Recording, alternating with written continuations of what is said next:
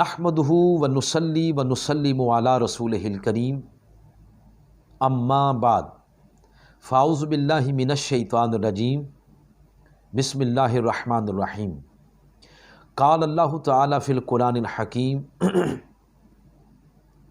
واتخذ اللہ ابراہیم خلیلا صدق اللہ مولانا العظیم ان اللہ وملائکتہ یصلون علی النبی یا ایہا الذین آمنوا صلو علیہ وسلموا تسلیما اللہم صلی علی سیدنا و مولانا محمد وعلی آلہ وصحبہ وبارک وسلم۔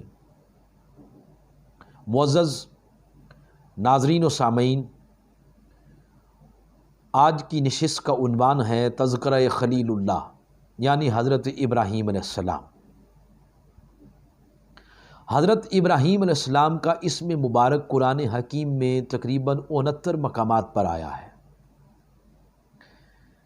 ابراہیم لفظ کو تاریخ میں ابراہام بھی پڑھا، لکھا اور بولا گیا ہے۔ یہ لفظ ابراہیم جو ابراہیم ہو یا ابراہام ہو، یہ دو کلموں سے مرکب ہے، ایک اب اور دوسرا رحام۔ اب بمعنی باپ اور رحام کا معنی ہے بڑی تعداد یا جماعت، کیونکہ ابراہیم علیہ السلام وہ ہستی ہیں جن کی نسل سے بڑی تعداد نبیوں کی اور رسولوں کی ہوئی ہے، اور اس مناسبت سے پھر معنی یہ ہوگا کہ ابراہیم معنی یہ ہوگا بڑی ذریت والا، بہت بڑی ذریت والا۔ ایک قول یہ بھی ہے آپ کے اسم گرامی کے بارے میں کہ یہ سریانی زبان کا لفظ ہے جس کا معنی ہے اب راہم، رحم دل باپ۔ ناظرین، آپ کے اسم مبارک کے بعد آپ کی ہے کنیت، آپ کی کنیت ہے ابو الدیف، ابو الدیفان بھی ہے، ابو الدیف بھی ہے۔ کنیت کے بارے میں اصول ہے کہ یہ یا تو اولاد کی نسبت سے ہوتی ہے یا کسی ذاتی وصف کی بنا پر مشہور ہو جاتی ہے۔ اگر تو آپ کی اولاد میں دیکھا جائے تو آپ کی اولاد میں کوئی ایک شخص بھی ایسا نہیں ملتا جس کا نام دیف ہو، تو اس کا مطلب ہے کہ آپ کے ذاتی وصف کی وجہ سے آپ کی کنیت مشہور ہوئی۔ تو سیرت کی کتابوں کو پڑھیں تو سیرت میں ملتا ہے کہ آپ کا ذاتی وصف اور نمایاں وصف آپ کی شخصیت کا وہ مہمان نوازی ہے۔ البدایہ والنہایہ میں تو یہ ہے کہ کان اول من ضاف الضیف ابراہیم، کہ دنیا میں پہلی شخصیت ابراہیم ہے، ابراہیم علیہ السلام، جو مہمان نوازی کی مناسبت سے مشہور ہوئے۔ تو اس اعتبار سے مہمان نوازی آپ کی اولیات میں سے بھی ہے۔ قرآن حکیم نے آپ کی مہمان نوازی کو کافی سارے مقامات پر بیان کیا ہے۔ سب سے پہلا مقام سورۃ الذاریات کی آیت نمبر 24، فرمایا حل اتاک حدیث ضیف ابراہیم المکرمین، کیا آپ کے پاس ابراہیم کے معزز مہمانوں کی خبر پہنچی ہے؟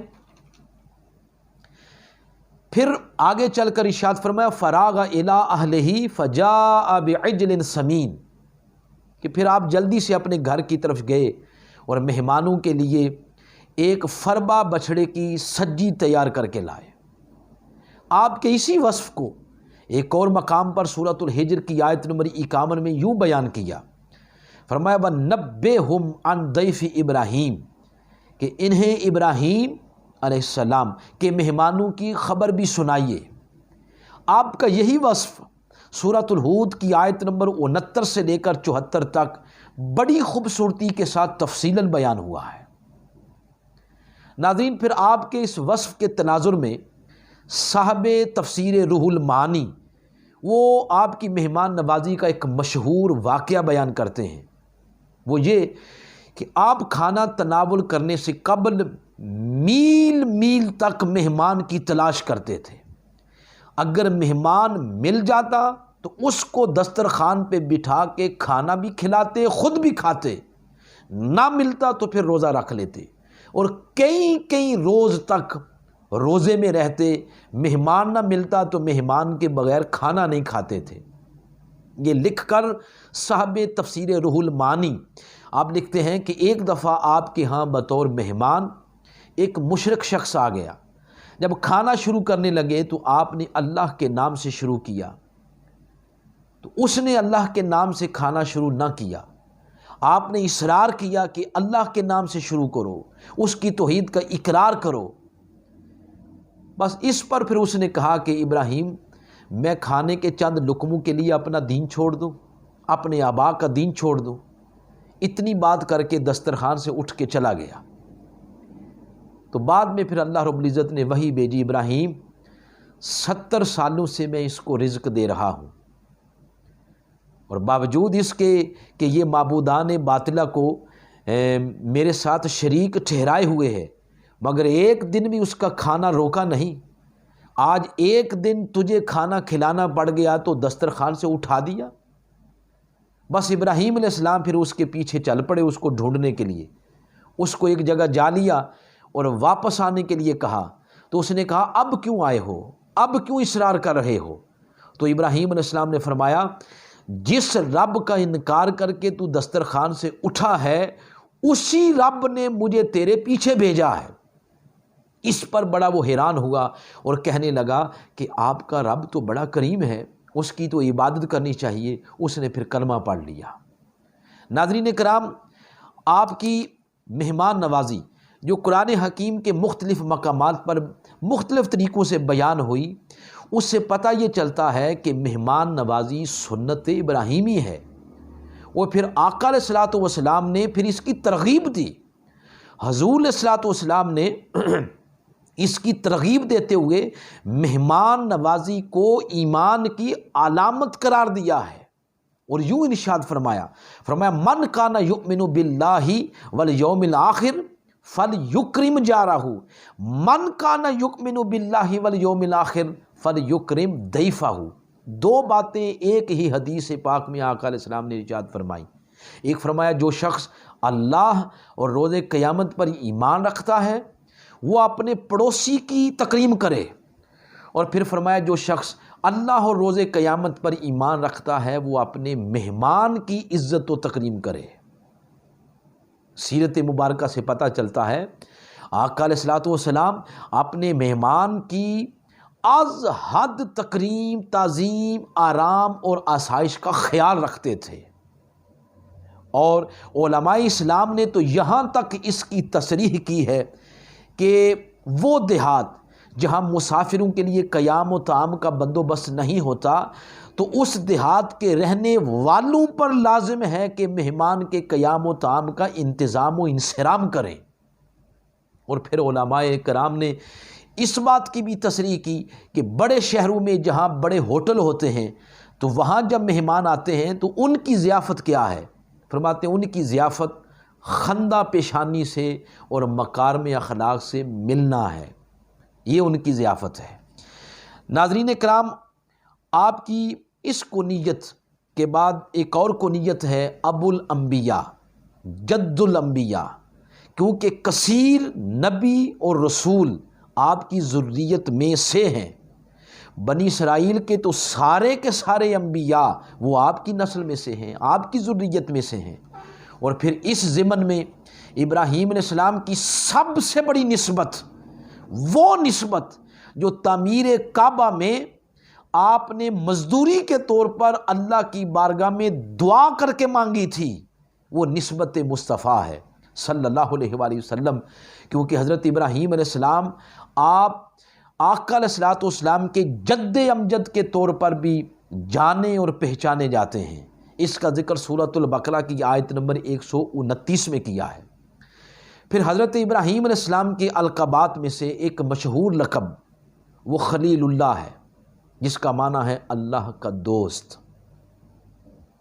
سورۃ النساء کی آیت نمبر 125 میں فرمایا وَاتَّخَذَ اللَّهُ إِبْرَاهِيمَ خَلِيلًا، اللہ نے ابراہیم علیہ السلام کو اپنا خلیل بنا لیا۔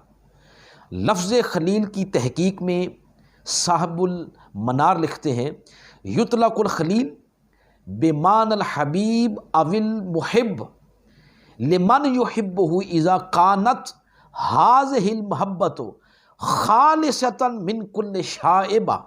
وہ لکھتے ہیں کہ خلیل لفظ اس حبیب اور محب پر بولا جاتا ہے جس کے دل میں محبوب کی محبت یوں بس جائے کہ کسی غیر کی پھر دل میں گنجائش باقی نہ رہے۔ ناظرین، پھر اسی سے خلت ہے۔ خلت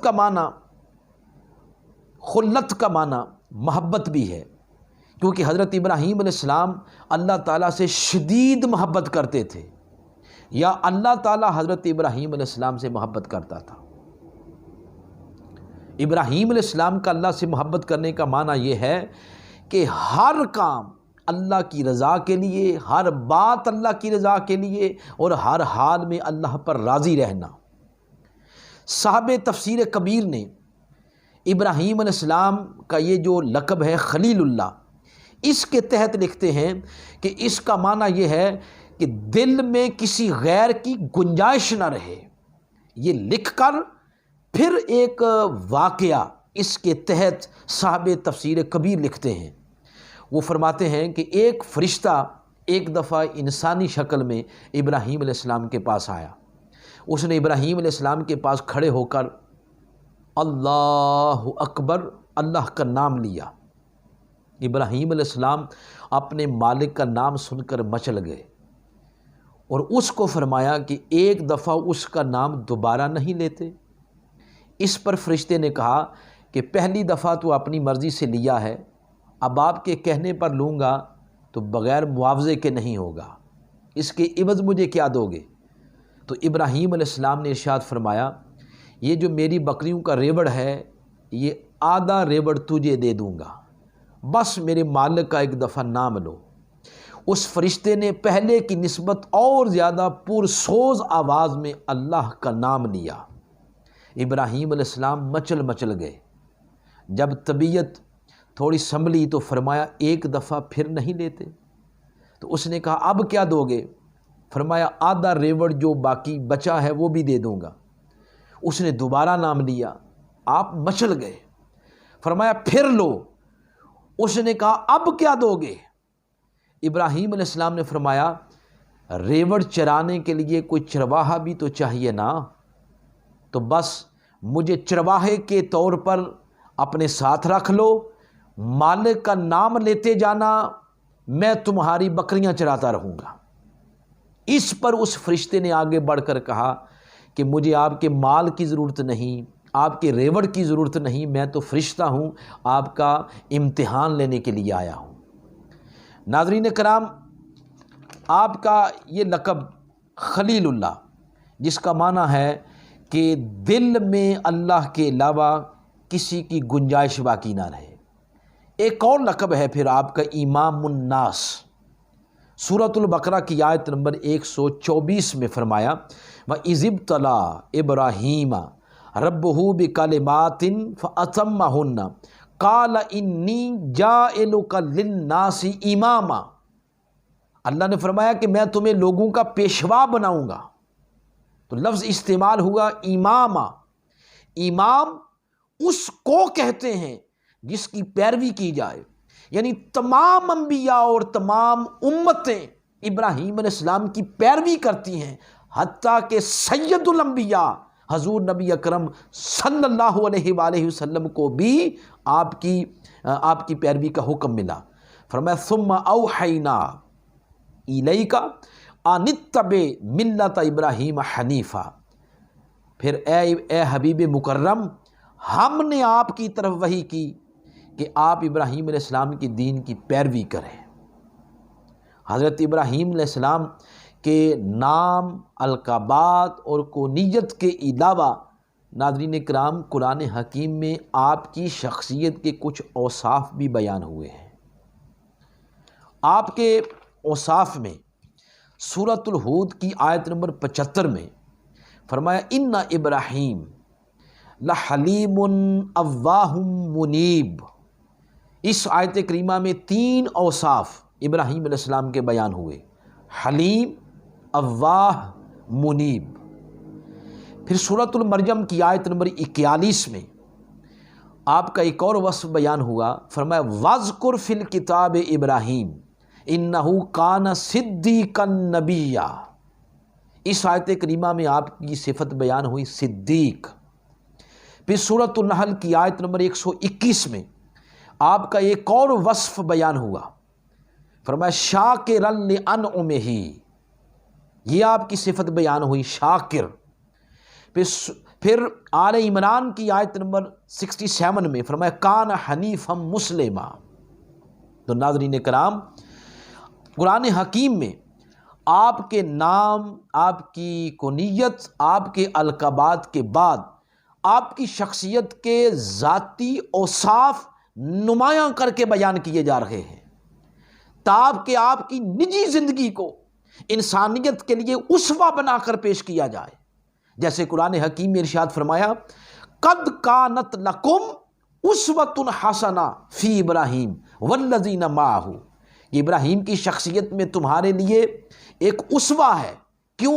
اس لیے کہ حقوق اللہ اور حقوق العباد کی ادائیگی میں ابراہیم علیہ السلام کی زندگی ایک مثالی زندگی ہے۔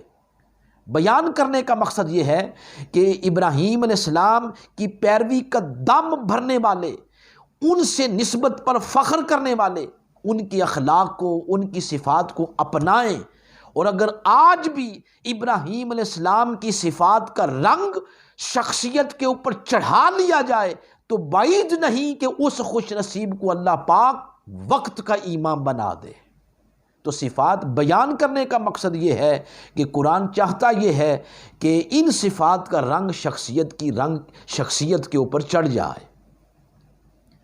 انہی صفات کے تناظر میں علماء نے استدلال کرتے ہوئے لکھا ہے کہ حاکم وقت، امام وقت، صدر مملکت یا وزیر اعظم، ان میں ان صفات کا پایا جانا ضروری ہے۔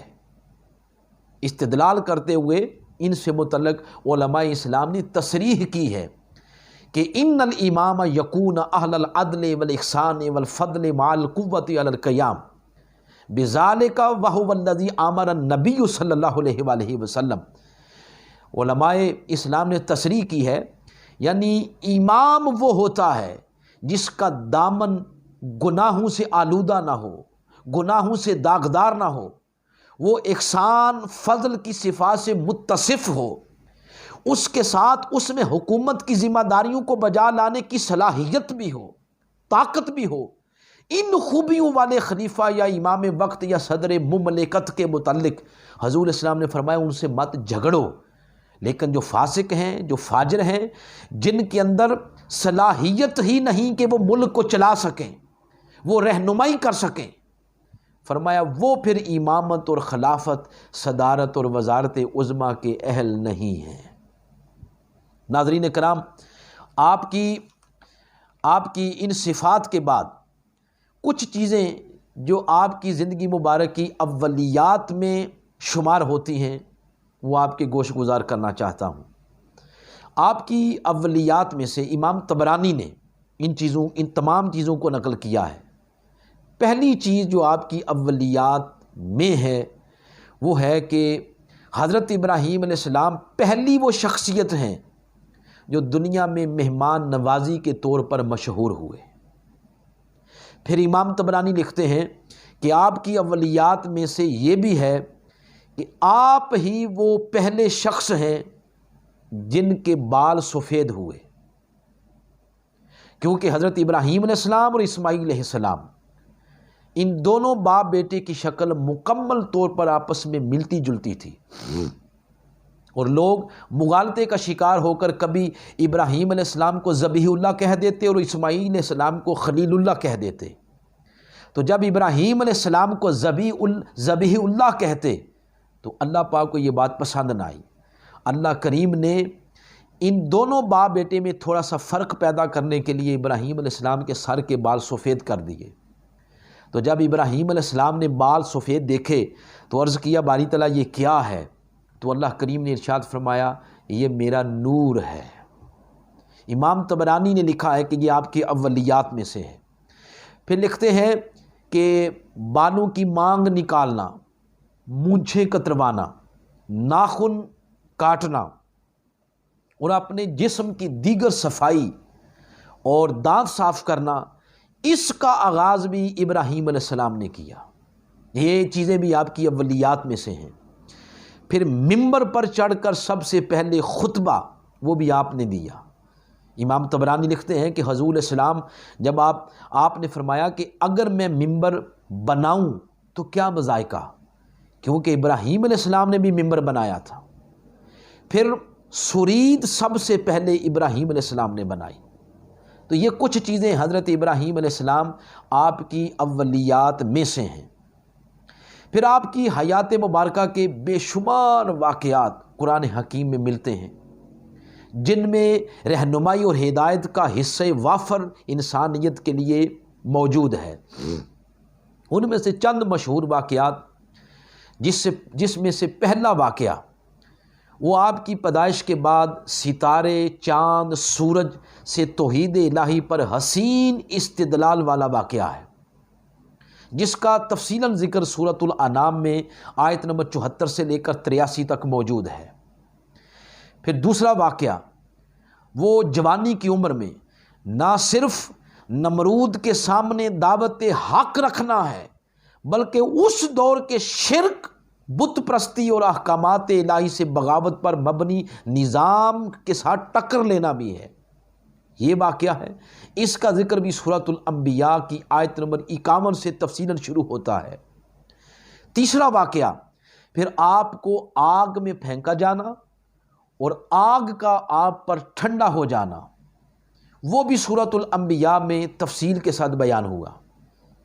پھر چوتھا واقعہ نمرود کے ساتھ توحید باری تعالیٰ کے موضوع پر مناظرہ، وہ سورۃ البقرہ کی آیت نمبر 258 اور 259 میں ذکر ہے۔ پانچواں واقعہ پھر موت و حیات کا فلسفہ، جو آپ نے 4 پرندوں کو ذبح کرنے سے سمجھا، وہ سورۃ البقرہ کی آیت نمبر 260 میں ہے۔ پھر آپ کی ہجرت کا واقعہ ہے، وہ سورۃ الانبیاء کی آیت نمبر 71 میں بڑی تفصیل کے ساتھ بیان ہوا۔ پھر اسماعیل علیہ السلام آپ کو اور حضرت ہاجرہ علیہ السلام وہ ریگستان میں چھوڑ کر آنا، یہ ایک واقعہ ہے۔ پھر آپ کا واقعہ جو حضرت اسماعیل علیہ السلام کی قربانی کا ہے، سورۃ الصافات کی آیت نمبر 99 سے لے کر 111 تک بڑی تفصیل کے ساتھ بیان ہوا۔ پھر کعبۃ اللہ کی تعمیر کا واقعہ ہے۔ تو ناظرین کرام، یہ آپ کی حیات مبارکہ کے چند مشہور واقعات ہیں۔ تو آپ کی حیات مبارکہ کے تمام واقعات سے پتہ چلتا ہے کہ دعوت حق کی انجام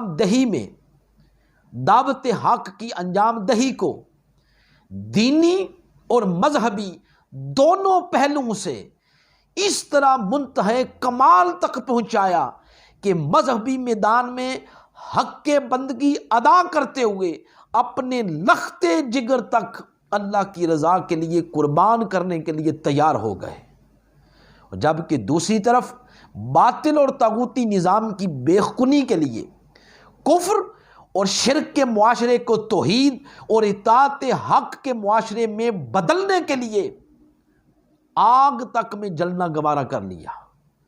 نتیجتاً اللہ تعالیٰ نے، رب ذوالجلال نے آپ کو امت حنیف اور آپ کے دین کو، آپ کے نظریات کو دین حنیف قرار دیا اور اس کی اطاعت کو کامیابی کا ذریعہ قرار دیا ہے۔ حضرت ابراہیم علیہ السلام کی جو واقعات ہیں وہ بطور قصہ سنانا مقصود نہیں ہے، بلکہ قیامت تک کے لیے رہنمائی دینا اور رہنمائی لینا مقصود ہے کہ ایک ایسی ہستی جس کو ساری انسانیت کے لیے پیشوا بنایا جا رہا ہے، جس کی زندگی کا ایک ایک لمحہ انسانیت کے لیے مینار نور ہے، قرآن ان کی زندگی کی جھلک ہر انسان کی زندگی میں پیدا کرنا چاہتا ہے۔ وہ اس طرح کہ اگر راہ انقلاب پر چلتے ہوئے اور منزل تسلیم و رضا پر چلتے ہوئے اگر کسی مشکل سے دوچار ہو جاؤ تو قرآن فرماتا ہے پھر اللہ کے خلیل کو دیکھ لو، ابراہیم علیہ السلام کو دیکھ لو، میرے چنیدہ اور مقربین انبیاء اور رسولوں کی زندگی کے واقعات کو دیکھ لو، میرے محبوب کے زندگی کے واقعات کو دیکھ لو، ابراہیم کی زندگی کو دیکھ لو، تو پھر تمہارے شکستہ حوصلوں کو تقویت ملے گی، آگے بڑھنے کا حوصلہ پیدا ہوگا، پھر استقامت کا پہاڑ بن کے آگے بڑھتے چلو، اس وقت تک بڑھتے چلو جب تک طاغوت کے اندھیرے چھٹ جائیں اور انقلاب کا سویرا طلوع نہ ہو جائے۔ ناظرین کرام، دین حنیف کا پرچم سر بلند کرنے کے لیے حضرت ابراہیم علیہ السلام کا اسوہ ہمارے لیے اس دور میں بہت ضروری ہے۔ ناظرین کرام، آج کی اس گفتگو کو یہاں پر ختم کرتے ہیں، انشاءاللہ اس سلسلے کو آگے بڑھائیں گے اور حضرت ابراہیم علیہ السلام کی حیات مبارکہ کے مختلف پہلوؤں کو ہم مختلف نشستوں کے اندر ڈسکس کرتے رہیں گے۔ اللہ کی بارگاہ میں دعا ہے کہ اللہ کریم حضرت ابراہیم علیہ السلام، حضرت اسماعیل علیہ السلام، جملہ انبیاء کرام، ان کی زندگیوں کے مطابق ہمیں اپنی زندگیاں گزارنے کی توفیق عطا فرمائے، اور آقا علیہ الصلوۃ والسلام کی محبت اور آپ کے عشق اور آپ کی سیرت میں ہم سب کو اللہ فنائیت عطا فرمائے۔ وما علینا الا البلاغ المبین۔